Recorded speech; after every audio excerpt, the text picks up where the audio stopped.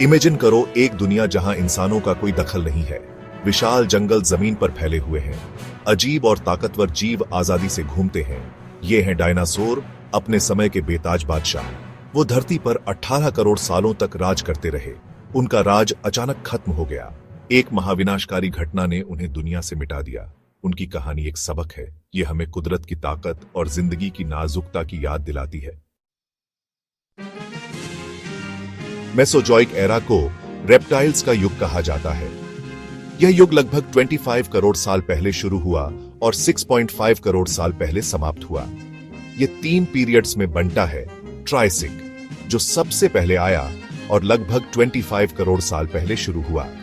इसके बाद Jurassic period आया, जो लगभग 20 करोड़ साल पहले शुरू हुआ, और फिर क्रिटेशियस पीरियड, जो लगभग 14.5 करोड़ साल पहले शुरू हुआ। ट्राइसिक में पहला डायनासोर आया। ये छोटे और फुर्तीले जीव थे, जो अपने आकार और गति के कारण शिकारियों से बच सकते थे। वो छोटे और फुर्तीले जीव थे। इनकी तेज गति और छोटे आकार ने इन्हें जीवित रहने में मदद की। वो जल्दी ही कई तरह के जानवरों में बदल गए। समय के साथ ये डायनासोर विभिन्न आकार और रूपों में विकसित हुए। जुरासिक काल में डायनासोर अपने चरम पर पहुंच गए। इस समय धरती पर सबसे बड़े और सबसे विविध डायनासोर पाए जाते थे। विशाल सौरोपोड्स जैसे ब्रैकियोसॉरस ऊंचे पेड़ों पर चढ़ते थे। ये विशालकाय जीव अपने लंबे गले की मदद से ऊंचे पेड़ों की पत्तियां खाते थे। खतरनाक शिकारी जैसे एलोसोरस जमीन पर राज करते थे। ये शिकारी अपने तेज दांतों और नुकीले पंजों से शिकार करते थे। आसमान में टेरोसॉर भरे हुए थे, उड़ने वाले रेप्टाइल्स जो चमड़ीदार पंखों पर उड़ते थे। ये जीव हवा में शिकार करते और लंबी दूरी तक उड़ सकते थे। क्रिटेशियस काल में सबसे मशहूर डायनासोर जैसे टायरानोसॉरस रेक्स और ट्राइसेराटॉप्स का राज था। ये विशालकाय जीव अपने आकार और शक्ति के लिए जाने जाते थे। फूल वाले पौधे विकसित हुए, जिससे प्रागैतिहासिक दुनिया में नए रंग जुड़ गए। इन पौधों ने पर्यावरण को बदल दिया और नए प्रकार के जीवों को आकर्षित किया। लेकिन प्रभुत्व का यह दौर खत्म होने वाला था। एक विशाल उल्कापिंड के टकराने से या ज्वालामुखी विस्फोटों से डायनासोर का युग समाप्त हो गया। लगभग 66 मिलियन साल पहले एक विशाल क्षुद्र ग्रह 6 मील चौड़ा पृथ्वी से टकराया। युकटन पेनिनसुला के पास हुए इस टक्कर ने अकल्पनीय तबाही मचाई। निकली ऊर्जा अरबों परमाणु बमों के बराबर थी। इस टक्कर से भयंकर भूकंप, ज्वालामुखी विस्फोट और सुनामी आई। धूल और मलबे ने वायुमंडल को ढक दिया, जिससे सूरज ढक गया। वैश्विक तापमान गिर गया, जिससे पृथ्वी लंबे समय तक अंधेरे और ठंड में डूब गई। अपने आकार और ताकत के बावजूद डायनासोर इस विनाशकारी घटना से बच नहीं पाए। क्षुद्र ग्रह के बाद सारा जीवन नष्ट नहीं हुआ। जमीन के नीचे छोटे प्यारे जीव बच गए। ये स्तनधारी थे, हमारे दूर के पूर्वज। वे अनुकूल और साधन संपन्न थे। वे लाखों वर्षों तक डायनासोर की छाया में रहे थे। अब डायनासोर के चले जाने के साथ उनके पास फलने फूलने का मौका था। डायनासोर के विलुप्त होने से जीवन के विकसित होने के नए अवसर पैदा हुए। स्तनधारियों ने तेजी से विविधता हासिल की, खाली छोड़े गए पारिस्थितिक स्थानों को भर दिया। लाखों वर्षों में वे कई प्रकार के रूपों में विकसित हुए। स्तनधारियों में एक नया वंश उभरा, प्राइमेट्स। ये जीव जो जंगलों में रहते थे, धीरे धीरे अपने वातावरण के साथ अनुकूलित हो गए। उनके हाथों की संरचना और उनकी तेज दृष्टि ने उन्हें पेड़ों पर चढ़ने और भोजन खोजने में मदद की। पेड़ों पर रहने वाले इन जीवों के हाथ पकड़ने वाले और तेज नजर वाले थे। ये विशेषताएं उन्हें न केवल शिकारियों से बचने में मदद करती थीं, बल्कि उन्हें भोजन खोजने और अपने समूह के साथ संवाद करने में भी सहायक थीं। समय के साथ वे शुरुआती होमिनिड्स में विकसित हुए, हमारे सबसे करीबी विलुप्त रिश्तेदार। ये होमिनिड्स जो लगभग 6 मिलियन साल पहले उभरे, ने 2 पैरों पर चलना शुरू किया, जिससे उनके हाथ उपकरण बनाने और अन्य कार्यों के लिए मुक्त हो गए। लगभग 2.5 मिलियन साल पहले अफ्रीका में पहले मानव प्रकट हुए। ये शुरुआती मानव, जो होमो हैबिलिस के नाम से जाने जाते हैं, ने पत्थरों से उपकरण बनाना शुरू किया, जिससे उनके जीवन में एक महत्वपूर्ण बदलाव आया। ये शुरुआती मानव, जैसे होमो हैबिलिस, उपकरण बनाने वाले थे। उपकरणों का उपयोग न केवल शिकार और भोजन की तैयारी के लिए किया जाता था, बल्कि यह उनके सामाजिक और सांस्कृतिक विकास का भी एक महत्वपूर्ण हिस्सा था। वे चुनौतीपूर्ण अफ्रीकी सवाना में जीवित रहने के लिए अपनी बुद्धि और प्रतिभा का इस्तेमाल करते थे। उनकी बुद्धिमत्ता ने उन्हें जटिल शिकार तकनीकों का विकास करने और अपने समूह के साथ बेहतर संवाद करने में मदद की। होमो इरेक्टस, बाद के मानव पूर्वज, ने आग पर नियंत्रण करना सीखा।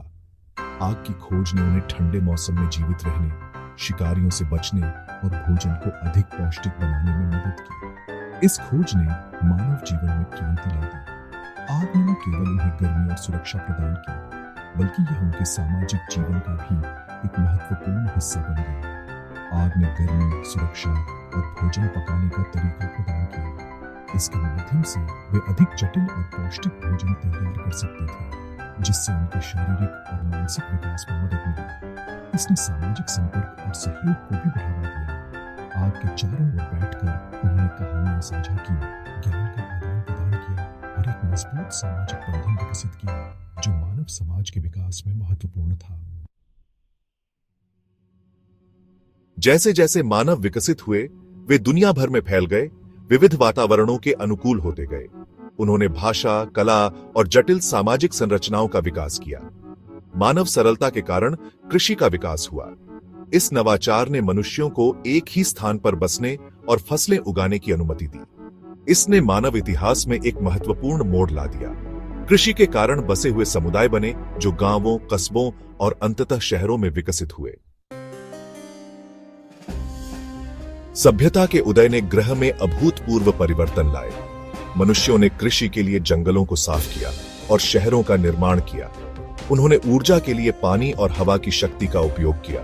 उन्होंने ऐसी मशीनों और तकनीकों का आविष्कार किया जिन्होंने उनके जीवन को बदल दिया।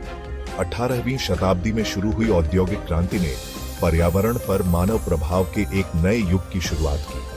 कोयले और तेल जैसे जीवाश्म ईंधन से चलने वाले कारखाने उभरे। इन ईंधनों के जलने से वायुमंडल में ग्रीन हाउस गैसें निकली। ये बदलाव, जबकि मानव समाजों के लिए फायदेमंद थे, एक कीमत पर आए। पृथ्वी ने अनगिनत प्रजातियों के उत्थान और पतन को देखा है।